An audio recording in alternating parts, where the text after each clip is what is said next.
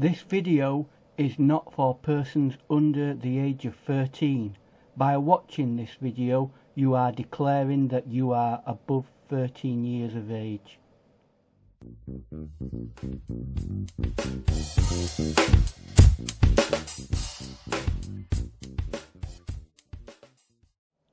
Welcome back to this second part of our video of this painting. As we previously mentioned, it's one that's contre-jour, or facing into the light, or having a strong light in the background. Let's see where we've got this far. So we're 24 hours later, having got this particular painting underway by getting the basic blocking in of the painting. It's given me time to actually look at the painting and see where I want to direct certain things, and that's what we'll do today. We'll make a start on this upper area and leave the other area for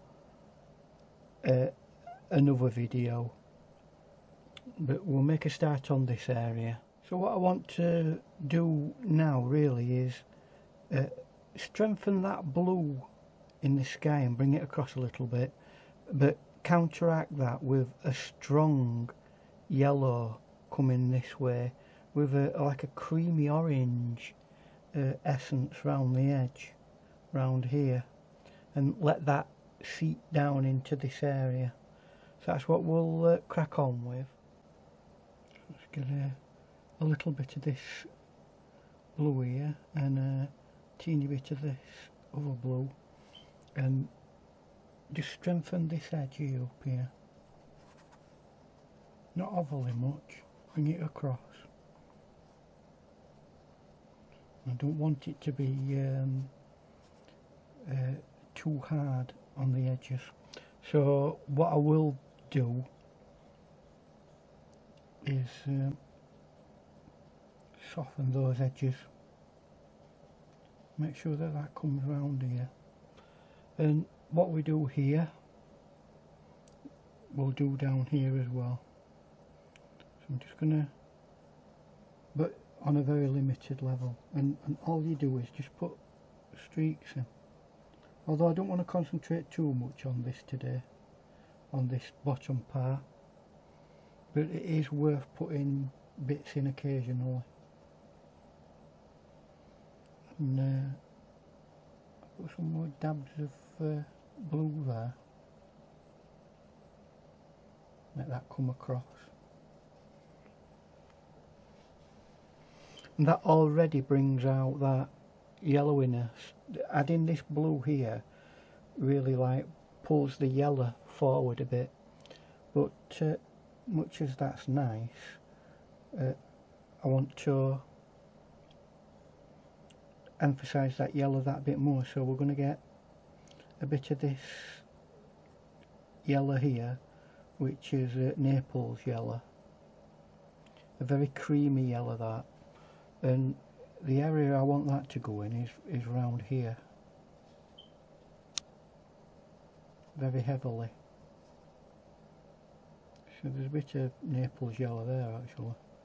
So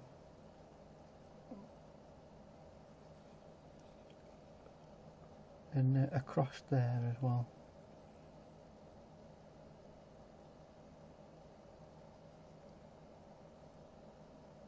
Always remembering that this area is going to be slightly covered over by a tree anyway, so we don't have to go hyper detailed with that.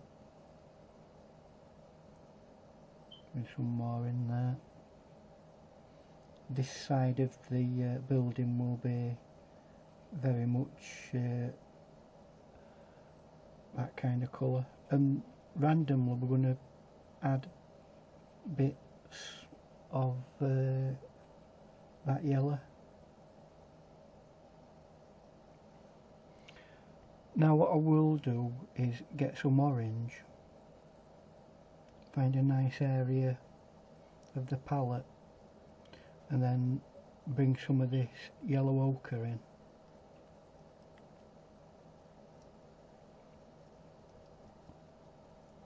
and there's a bit more yellow ochre. I'm going to add that to a little bit of, I've got a little bit of white gouache there, so I'm trying to get an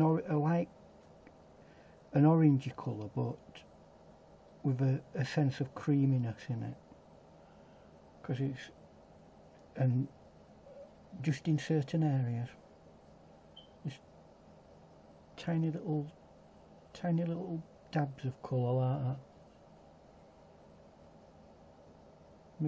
Maybe odd residual bit there, and some there. Maybe a bit there. And this is where you've got to be a tiny little bit random about things. Don't be overly deliberate, because if you try being deliberate about it, you'll just lose the natural feel of it. So at this stage, what we will need to do is, I'll just see if I can blend that a little bit more.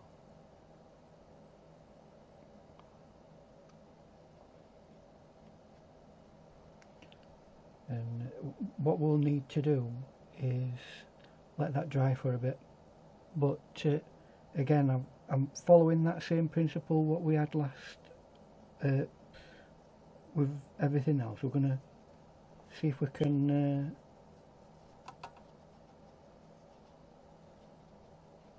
get elements of that in there. Right, so we're going to leave this to dry now, and then move on to the next layer.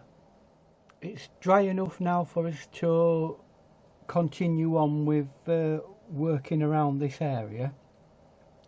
So what I want to do is start getting some background silhouetting in. So I've got a bit of blue there, but I am going to match it up with some brown, because although I don't want it too dark, but I do want it to be complementary to the rest of the work that we've already done. So I'm going to take a start at probably, so maybe something like that to start with, and I'm going to find where I want it to be, and I want it to be a little bit dry brush this, and have it like stroking down like that. So far, and we'll just go so far with that, and then round here we'll find another area like that. And can you see how you're getting patches of light and dark area? That's what we really want to start looking for. Round here we'll do some as well, and then we'll mix it up a little bit, and rather than have the ochre, we'll have some more reddier colour mixed in with the blue that we've got here. We'll do the same again, although I do want to take some of that off there. It's all about the transparency, this bit here. And we'll let that come up there. Letting some of that light come through the tops of these trees will give it an awful lot of believability. And you can intimate certain bits of tree, but I'm not going to do that absolutely yet. I'll just go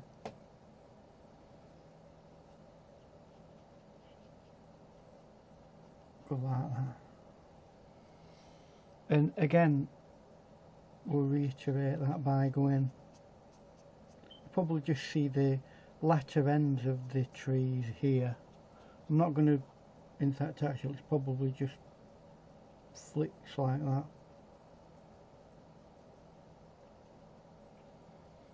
I will put a dark edge there.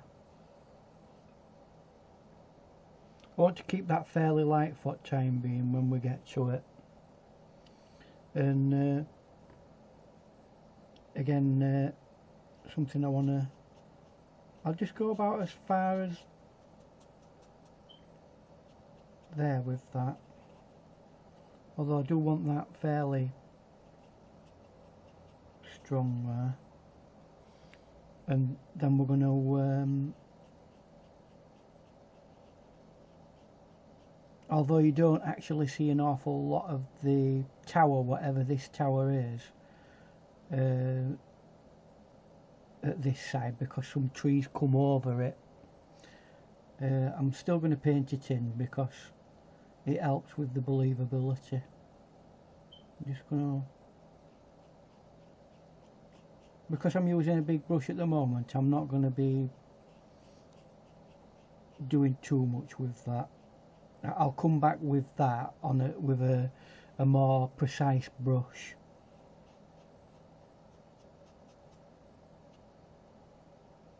And again, a bit more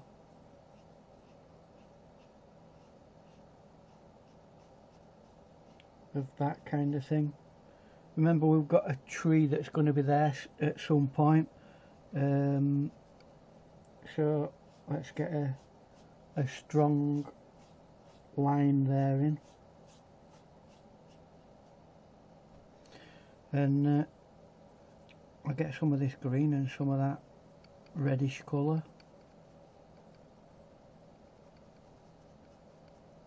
and we'll start making a brown that we can use to make this tree.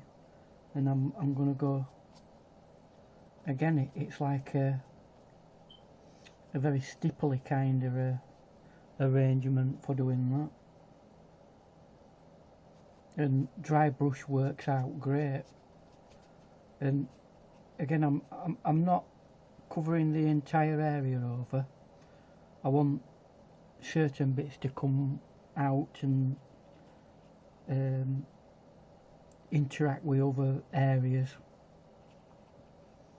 I'm going to do bits around here as well. And let's see if we can get some kind of a semblance there. And maybe bits of darkness there.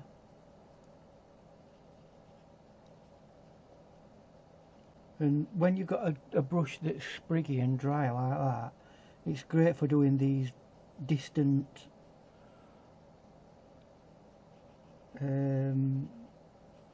woody areas that you know, have a lot of randomness in it. Don't try thinking that you can like do every single individual branch. Just not realistic, unless you've got thousands of hours available to do paintings, which unfortunately I haven't. So getting some more in, and we are really working really dry brush here.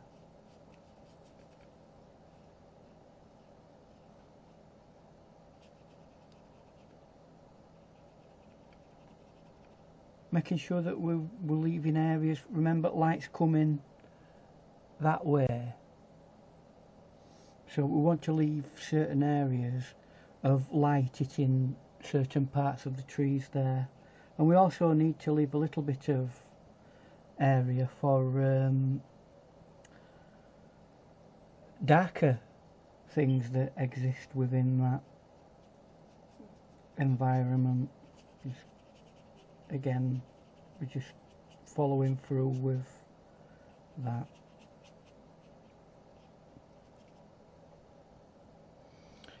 Before we go any farther, I'll use my detail brush, this brush that we've used before, and we'll get this painted in. So I'm going to get several colours. I've got this reddish colour. I'm going to apply that to this really dark green, and then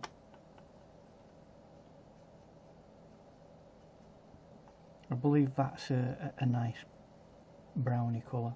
Just want to make sure that that's not going to affect it. Up at the top, start at that side.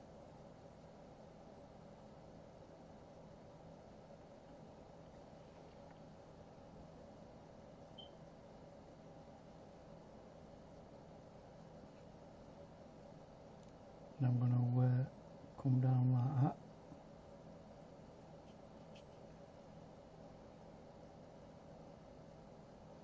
It's a very soft brush, this, and it doesn't like being pushed around an awful lot.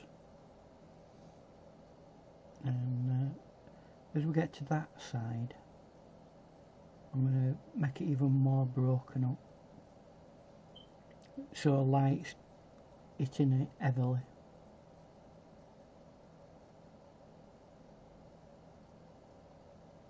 And you get less of an effect of darkness. But that, take into account, this is going to get covered up, most of this, but we've got what we want in there at the moment. Now let's try and get some I won't call them detail, but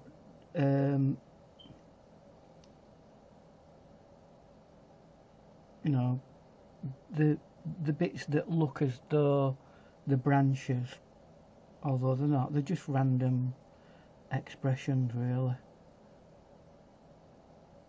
Like that. It gives you this idea that you actually are near some sort of area that's got a lot of trees. As you come up here, I'm going to make them a lot lighter, and that's where the dry brushiness comes in and helps out. As you get further down, obviously they get bigger and stronger, and again some more, and really these are just random expressions here. Not, I'm just bulking out the area until I get to a point where I see a tree forming. I'm not following the exact position of the tree that I've got in the reference, because if you tried doing that at this sort of distance, you'd probably make it look a little bit unrealistic and stiff. So the best thing is to do is just go with the flow of the actual tree itself, and a bit more at that side. I don't want to overdo it. And I can see really a branch there now, and one there. So what I am going to make sure I get right is any like replication. I'm going to give it this idea that there's something there, although it's quite a distance away, so you're not going to see an awful lot. It's going to be just fuzzed out by whatever's there.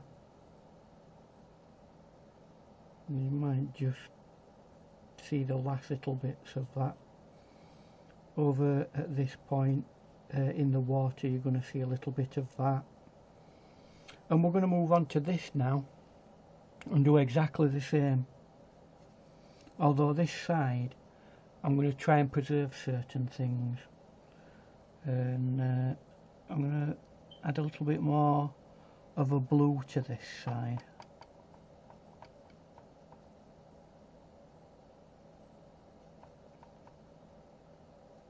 If I can get some blue to activate. So this side's got a lot of light hitting it, but this side's a bit more slightly shaded, I would say. And I'm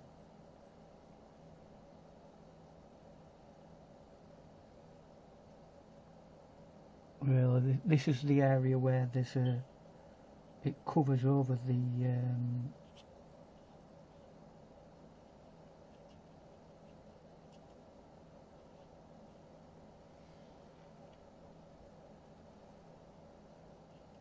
you only get to see a certain area of it,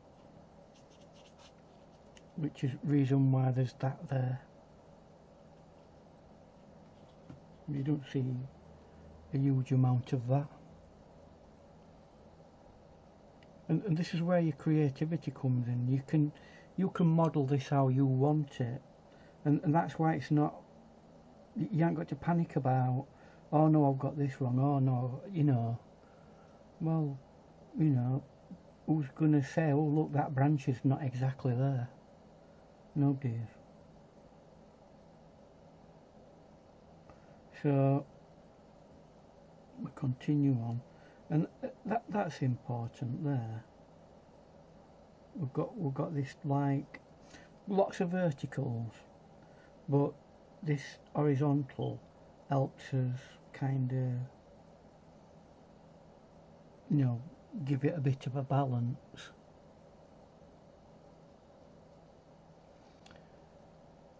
So what we're going to continue to do is do this bit here, and that, because it's not a highly detailed area, what I'm going to do is I'm going to go back to me my dry brush work with this, and you can get areas like that done a lot quicker, because you're not really having to overly consider that be honest. Maybe that's a bit too strong.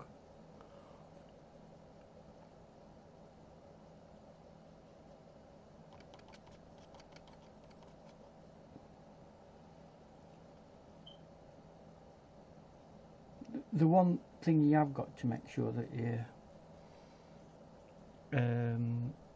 being careful about is not overworking it, and I feel like at the moment this is starting to get to the point where it's potentially getting overworked. The way to remedy that is do a little bit of blending.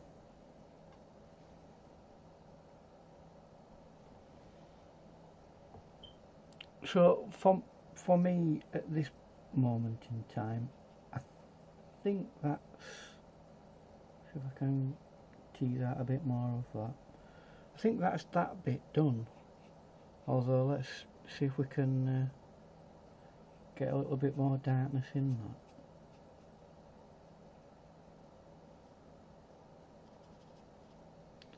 that. And I just want to make sure that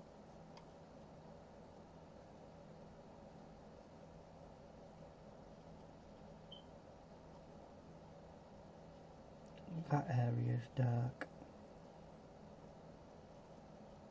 at the bottom. What they always say about forests and trees is the bottom dark, the top light. So if you follow that principle, you're not going to go far wrong with anything that's like a woodland area.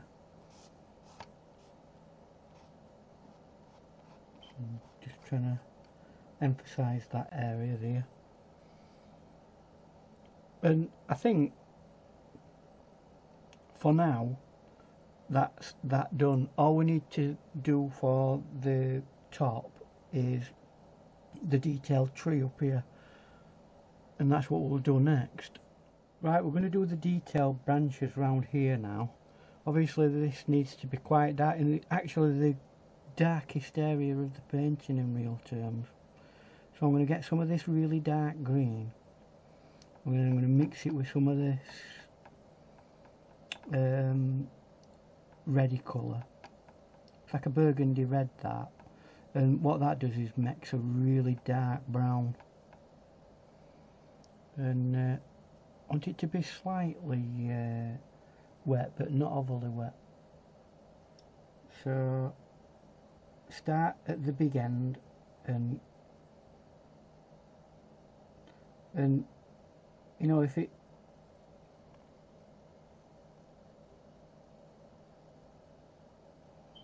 actually ends up that it's like going very dry on you, well, that it don't matter, because that's what we want.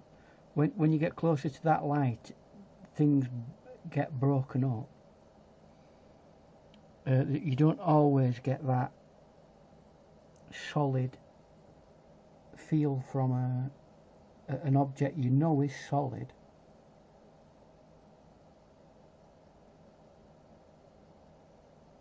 Let's get one or two random large things in like that. So that's the tree basically in, but it's got an awful lot of branches, this, and I'm going to add one or two like that, but at its very extreme it's got some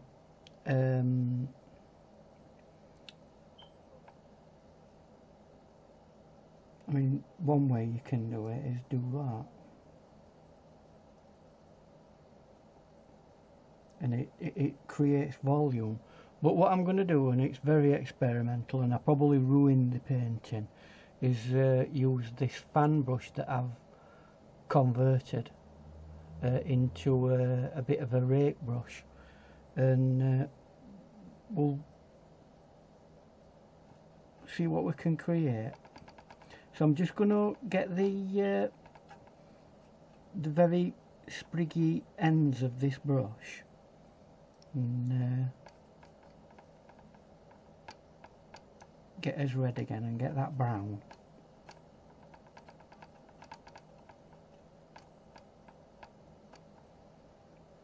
And I'm going to go,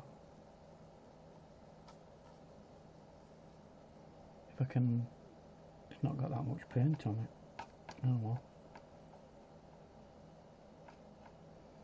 Right, and give it the impression that there's lots and lots of branches like that, and then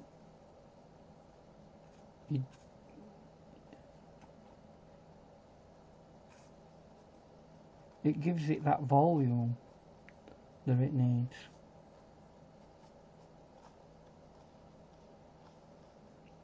I think that's a really good use for a brush like that.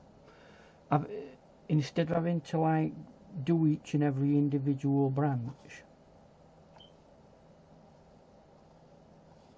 you've still got the control that you need for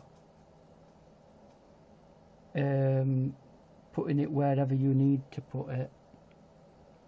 And one more I will do is I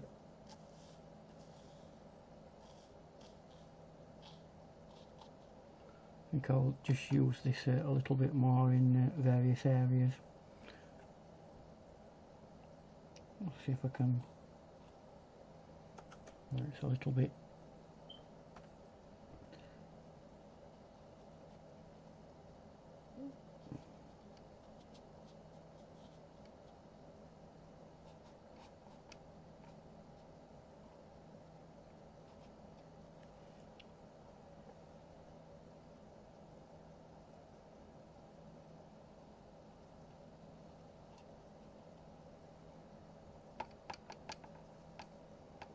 Right.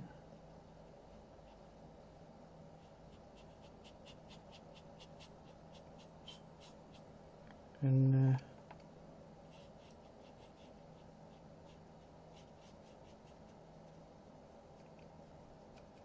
let's see if I can blend the early parts of those large branches in a little bit into this bit.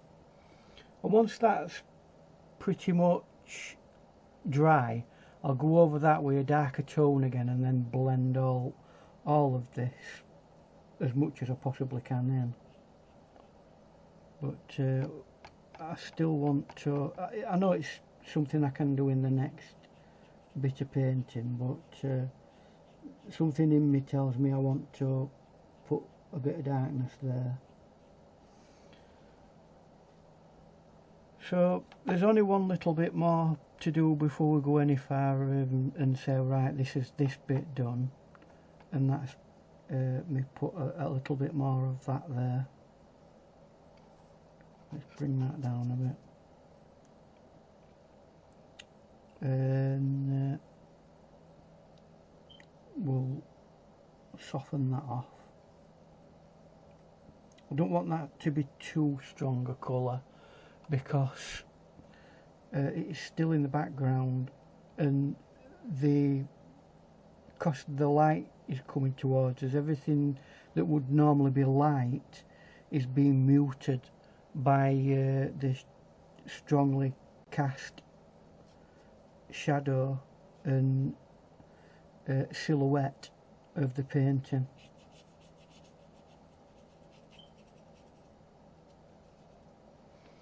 But that's the top part of that done, and I think I'm happy with that. It's quite loose, and we've got that vibrant colour coming through from the sky. We've just got to concentrate in the next painting on getting this completed and tying that up, and then maybe just an overall final tonal value over it all to key it all together fully as a painting. So I hope you've enjoyed watching this, and we'll see you in the next video. Bye.